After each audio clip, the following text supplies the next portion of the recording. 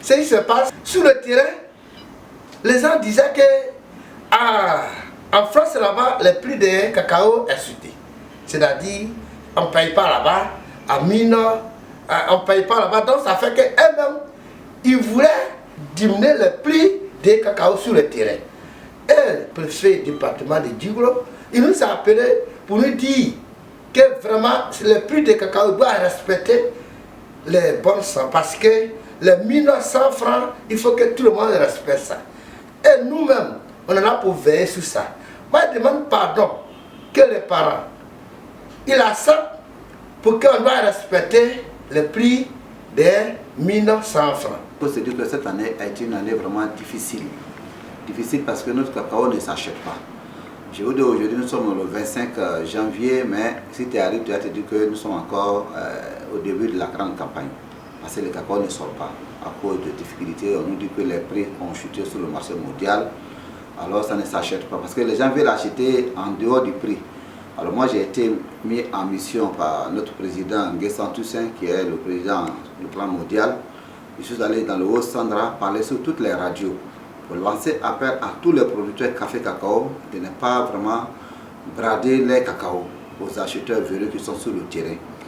Parce que c'est le mot président a dit, il ne faut pas qu'on va faire ressortir, mais Madame la directrice du conseil Café Cacao, on a eu la chance, elle est venue le vendredi à Daloa, elle nous a entretenus, on a eu vraiment à parler de ça. On nous a demandé de faire la sensibilisation qui avait été demandée par le président, M. Nguessan Toussaint, dans toutes les bases, avec les radios, et nous sommes allés dans des villages, faire des réunions avec les chefs des villages, les responsables des coopératives, sociétés coopératives, pour leur dire de ne pas vendre le cacao en dessus du prix.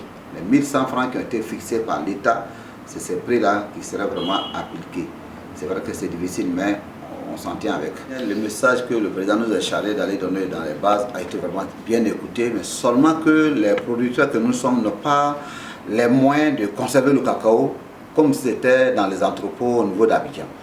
Donc là, avec l'accord avec le président, on a demandé à Madame la directrice du conseil Café Cacao de nous aider dans nos régions où il y a les magasins de CIF Cacao. Où il n'y en a pas, on peut construire parce que nous avons contribué.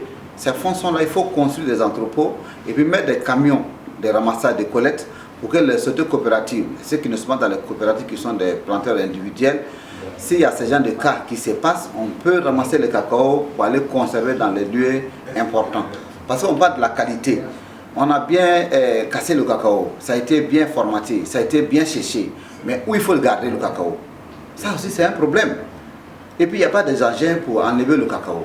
Il faut que les paysans sont les premières victimes de ces problèmes qui se passent. On nous parle de prix de soutien, qu'il y a des milliards pour le soutien, mais le soutien qui va se faire, les producteurs non, ne sont pas dedans. Ça c'est les multinationales toujours qui récupèrent cela. Pourtant les producteurs même ont besoin de plein de choses qu'on a cotisé comme ça s'est dit, mais nous souffrons toujours.